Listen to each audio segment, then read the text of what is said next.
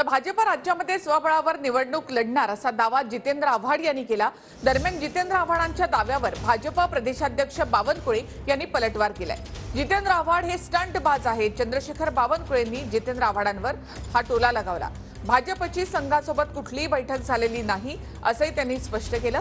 भाजप महायुतीमध्येच आहे आणि महायुतीमध्येच लढणार असं बावनकुळे यांनी म्हटलं आहे। नागपुरातील हिवाळी अधिवेशन संपल्यानंतर धक्कादायक राजकीय चर्चा सुरू झाली आहे।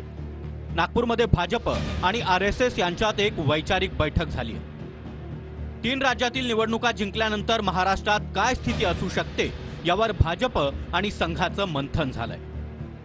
या मंथनातून राज्यात भाजपने एकट्याने निवडणूक लढवावी असं ठरवण्यात आलं। ज्यांच्यावर आरोप आहेत, ज्यांच्यावर डाग आहेत त्यांना सोबत घेऊ नये असंही ठरवण्यात आलंय।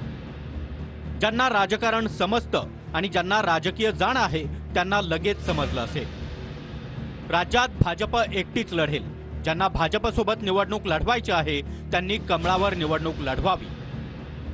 महाराष्ट्रात पुढे काय होईल हे सांगता येत नाही। बीजेपी अत्यंत जोरात आहे। ते निवडणुका, राज्यांच्या निवडणुका जिंकल्यानंतर आपण स्वतः महाराष्ट्रात एकट्याच्या ताकदीवर निवडून येऊ शकतो असा विश्वास बीजेपीच्या कार्यकर्त्यांना, बीजेपीच्या काही नेत्यांना आला आहे।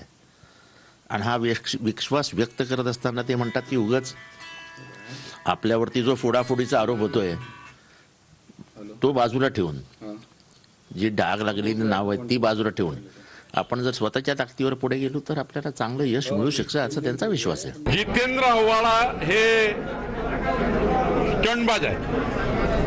जितेंद्र आव्हाडाला रोज काहीतरी स्टंट करायचा असतो आणि मीडियामध्ये राहायचं असतं।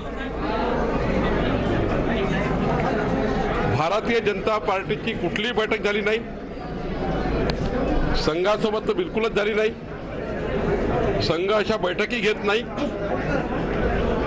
आणि कोणताही असा निर्णय नाही। भारतीय जनता पार्टी ही महायुतीमध्येच लढणार आहे। ही बैठक झाली ही तुम्ही कुठल्या आधारावर, म्हणजे काय कोण कोण नेते तुमच्या माहिती? ते असं प्रत्येक गोष्ट तुम्ही सांगता का तुमचे सोर्सेस? मी सोर्सेस नाही विचारताय, कोण कोण नेते होतं तुम्ही सांगता का तुमचे सोर्सेस? कधी कुठलाही पत्रकार सोर्स सांगत नाही, कुठलाही नेता सोर्स सांगत नाही कधी की मला कुठल्या मंत्र्यांनी सांगितलं। पण त्यांच्या म्हणजे त्यांच्या काही मंत्र्यांमधलीच चर्चा मला सांगितली गेली। संघाच्या बैठकीत हा सगळा निर्णय झाला। आता मी जे ट्विट केलंय त्या ट्विटमध्ये मी सगळं लिहिलेलं आहे। त्याच्यावरती माझ्या तोंडातनं काही निघेल अजिबात निघणार नाही। कुठेही कान नका लावायचं ना। मंत्र्यामध्ये काय चर्चा झाली, मंत्री काय बोलले, तुम्ही का कान तिकडं हे लावता? तुमच्या पक्षाचं अस्तित्व संपलेलं आहे, त्याच्याकडे लक्ष द्या। उभाठा गट असेल किंवा शरद पवार गट असेल, यांच्या पक्षाच्या अस्तित्वापेक्षा इतरांच्या घरामध्ये डोकवणं जास्त इंटरेस्ट आहे। म्हणून हे दिवस आज त्यांना पाहायला मिळत आहेत।